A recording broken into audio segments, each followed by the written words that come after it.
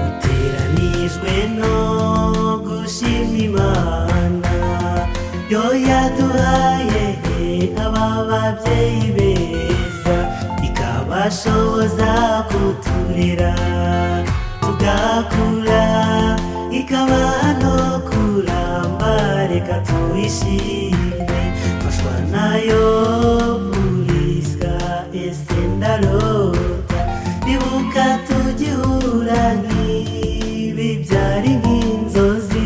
Reka dushime Imana yo yaduhuje, icyubahiro ni icy'Imana.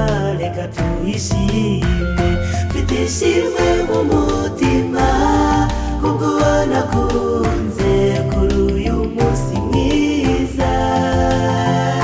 Imana yadushoboje, urukundo rwacu izahorane natwe. Mfite ishimwe mu mutima kubwo nakunze kuri uyu munsi mwiza. Imana yadushoboje, urukundo rwacu izahorane natwe.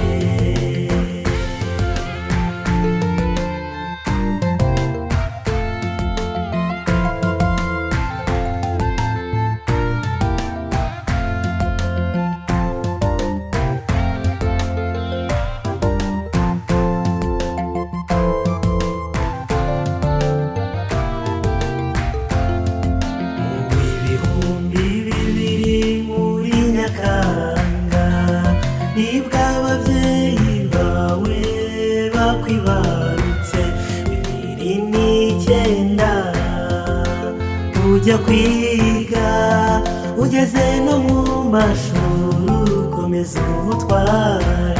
Iyo mu mashuri wahashye ubumenyi, ubona amanota meza ndetse na diporome.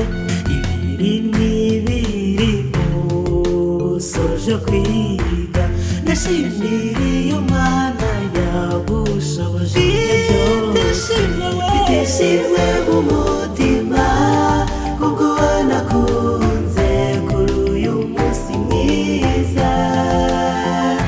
Imana yadushoboje, urukundo rwacu izahorane natwe.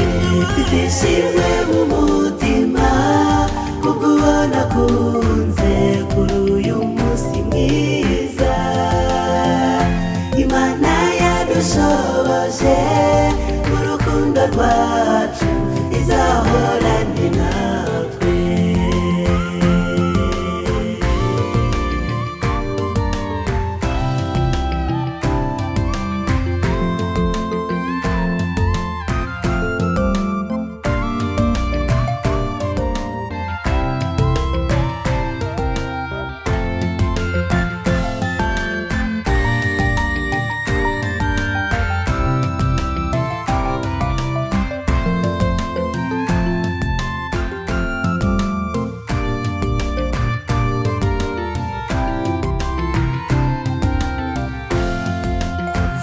Tumenyanye wa mbere y'Imari, uburyo wazaguye amenya mwiramukanya. Sinzi icyo naguha ngo ngushimire, nzakwitura kugukunda ibihe byose. Ndashima ababyeyi bawe n'abavandimwe batubereye intwari cyane, ibyo urabizi. Mamerisa umubyeyi mwiza watwaranye cyane, dushimira Imana yagushoboje ibyo byose. Mfite ishimwe mu mutima kubwo nakunze kuri uyu munsi mwiza.